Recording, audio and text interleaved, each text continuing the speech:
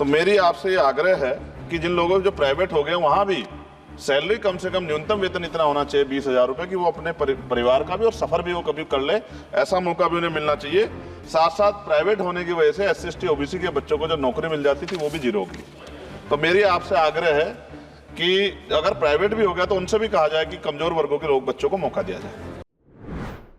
नमस्कार, मैं शालिनी और आप देख रहे हैं हमारा खास प्रोग्राम रंग बदलती राजनीति। जी हाँ, आपको बता दें कि आम चुनावों में चंद्रशेखर आजाद ने नगीना सीट पर जीत दर्ज की। ये जीत इस तरीके से दर्ज हुई कि मायावती को तगड़ा झटका लगा और उनका दलित वोट बैंक खिसक कर चंद्रशेखर आजाद के पास पहुंच गया। अब जीत दर्ज होने के बाद संसद में लगातार चंद्रशेखर आजाद इस तरीके से मुद्दे उठाते हुए नजर आ रहे हैं कि शायद ही ये मुद्दे कभी किसी नेता ने संसद में उठाए हों। जहां एक तरफ राहुल गांधी शिव भगवान की तस्वीर दिखाते हुए यहाँ पर धर्म की राजनीति पर बयान देते हुए संसद में नजर आए, तो वहीं चंद्रशेखर आजाद इस पर सवाल उठाते हुए ये कहते नजर आए कि जो संसद है वो धर्म के मुद्दों को उठाने के लिए नहीं बल्कि जनता से जुड़े क्षेत्रीय मुद्दों को उठाने के लिए बना है। ऐसे में अब हाल फिलहाल में ही संसद की कार्रवाई में चंद्रशेखर आजाद ने एक ऐसा मुद्दा उठाया जिस पर भारतीय जनता पार्टी फिर से घिरती हुई नजर आई। वो कहते दिखाई दिए कि बचपन में मेरा सपना था कि मैं मेरी माँ को हवाई जहाज की सैर कराऊं। पीएम नरेंद्र मोदी ने भी कहा था कि चप्पल वाले भी अब प्लेन में सैर करते हुए नजर आएंगे, हवाई जहाज में सैर करते हुए नजर आ सकते हैं। लेकिन वहीं चंद्रशेखर आजाद कह देते हैं कि हवाई जहाज तो छोड़िए, यहाँ पर गरीब परिवार के जो लोग हैं वो ट्रेन में एसी के डब्बे में भी नहीं बैठ सकते। ऐसे में चंद्रशेखर आजाद जो हैं वो ये मांग रख देते हैं कि जो हवाई जहाज में सैर करने की जो टिकट है उनके प्राइस कम होने चाहिए। अब इस मुद्दे पर वो और क्या कुछ कहते नजर आए हैं, सुनिए। महोदय, आपने मुझे मौका दिया इसके लिए धन्यवाद। मैं अपने व्यक्तिगत जीवन में मेरे आज भी याद है, मेरी माँ ने एक बार मुझसे कहा कि मेरे मामा बहुत गौरवशाली हैं कि उनकी बिटिया ने उनको प्लेन का सफ़र करा दिया। क्योंकि हम गांव से आते हैं, किसान परिवार से हैं, तो हर चीज़ की हमारे लिए अहमियत है। मैंने भी ये तय किया था कि मैं अपनी सैलरी से अपनी माँ को एक बार हवाई जहाज़ का सफ़र ज़रूर कराऊंगा।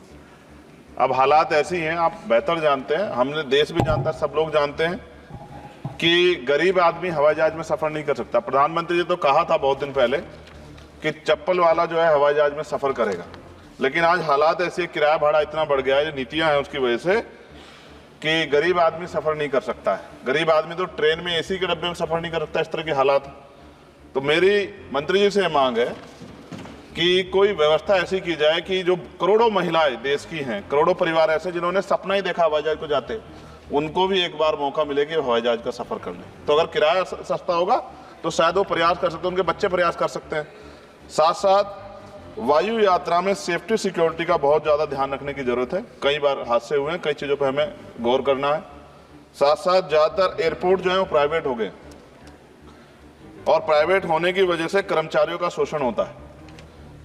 कर्मचारियों की, क्योंकि हमारे यहाँ बेरोजगारी बहुत है, तो कर्मचारियों को वहाँ काम करने में जो सैलरी मिलती है उसमें एक बार का टिकट भी नहीं आता कई जगह पे। तो मेरी आपसे ये आग्रह है कि जिन लोगों जो प्राइवेट हो गए वहाँ भी सैलरी कम से कम न्यूनतम वेतन इतना होना चाहिए 20,000 रुपये कि वो अपने परिवार का भी और सफर भी वो कभी कर ले, ऐसा मौका भी उन्हें मिलना चाहिए। साथ साथ प्राइवेट होने की वजह से SC/ST OBC के बच्चों को जो नौकरी मिल जाती थी वो भी जीरो होगी। तो मेरी आपसे आग्रह है कि अगर प्राइवेट भी हो गया तो उनसे भी कहा जाए कि कमजोर वर्गों के लोग बच्चों को मौका दिया जाए। साथ साथ नगीना में जहाँ जिन्होंने मुझे चुन के भेजा, मैं उनका धन्यवाद करता हूँ उस क्षेत्र का, वहाँ एयरपोर्ट नहीं, और लंबे समय से उनकी ये मांग, वहाँ पायलट ट्रेनिंग स्कूल भी नहीं है, एरोस्टेस ट्रेनिंग स्कूल भी वहाँ खोलना चाहिए, क्योंकि ग्रामीण क्षेत्रों की प्रतिभाओं को नकारना नहीं चाहिए। साथ साथ मेरा जिला जो है सहारनपुर, वहाँ एयरपोर्ट पुराना है, वो डिफेंस का है सरसावा में, लेकिन वहाँ से पैसेंजर जो है यात्रा के लिए कोई सुविधा नहीं।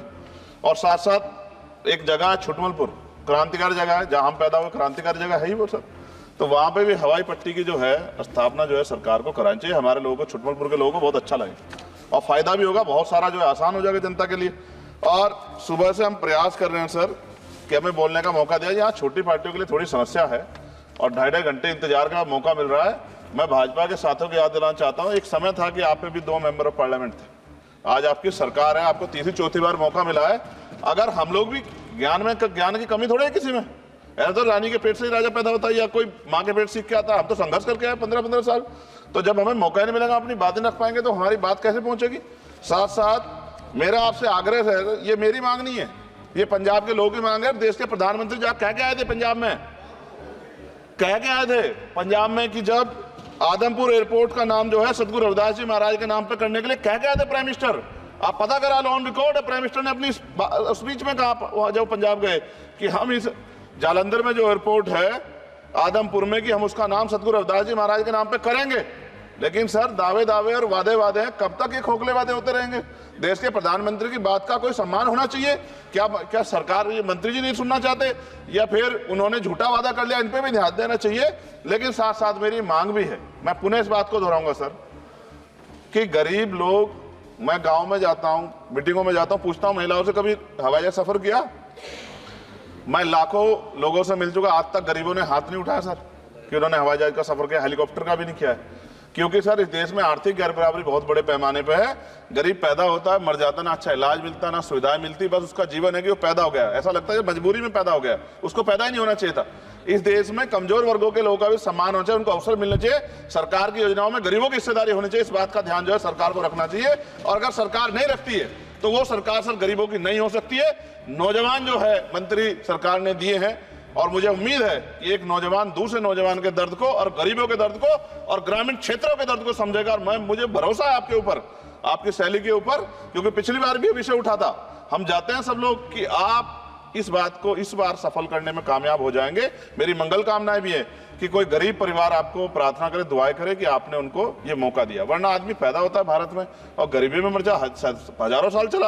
अब भी आजादी के 75 साल बाद भी अगर ये नहीं हो पा रहा है तो इस पे हमें गौर करना चाहिए कि क्यों नहीं हो पा रहा। कई सीनियर साथी हमारे यहाँ हैं, मैंने उनको प्लेन चलाते हुए देखा, मेंबर ऑफ पार्लियामेंट होते भी। मेरा विश्वास है कि अगर इधर से भी और इधर से भी सब लोग जनता के विषय में सोचेंगे तो जनता की जिंदगी आसान होगी, जो कि अभी नजर नहीं आती। और मैं फिर आपसे आग्रह करूंगा, आप चेक कराइए, SC ST OBC के बच्चों को वैसे ही नौकरी नहीं मिल रही है, और जब ये पूरा सेक्टर प्राइवेट हो जाएगा तो क्या रिजर्वेशन करेंगे हम लोग? क्या फायदा रिजर्वेशन का? जब SC ST OBC के बच्चों क्या रिजर्वेशन का फायदा? गाली तो खाते हैं इस नाम पे, लेकिन रिजर्वेशन ही कहां मिलेगा जब सब प्राइवेट हो जाए? प्राइवेट वाले कहां दे रहे हैं? तो उनको कहिए कि प्राइवेट सेक्टर में मैं विधेयक लेके आया, निजी विधेयक, कि प्राइवेट सेक्टर में SC ST OBC के बच्चों को मौका मिलना चाहिए।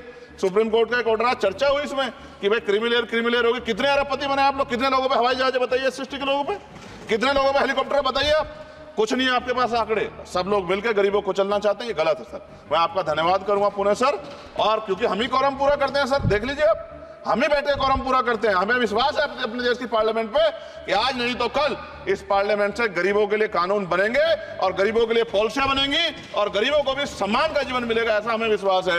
मैं आपका धन्यवाद करता हूं और मुझे उम्मीद है नौजवान हमारे मंत्री से कि वो गरीबों की बात को सुनेंगे और हम लोगों की पीड़ा को समझेंगे और हमारे क्षेत्रों में काम कराने का आऊंगा। धन्यवाद। तो आपने देखा कि किस तरीके से चंद्रशेखर आजाद रावण जो है वो लगातार नई मांगे उठा रहे हैं। जहां उन्होंने पिछड़ों को लेकर मांग उठाई, दलितों को लेकर मांग उठाई, जहां उन्होंने मुस्लिम समुदाय को लेकर भी मांग उठाई थी। उनके नमाज वाले मुद्दे पर उन्होंने कहा था कि अगर कावड़ के दौरान जब सभी यहाँ पर चीजों में फेरबदल किया जाता है, जहां पर हम तब एडजस्ट करते हैं, तो अगर 20 मिनट की नमाज मुस्लिम समुदाय पढ़ना चाहता है तो उसमें क्या दिक्कत है।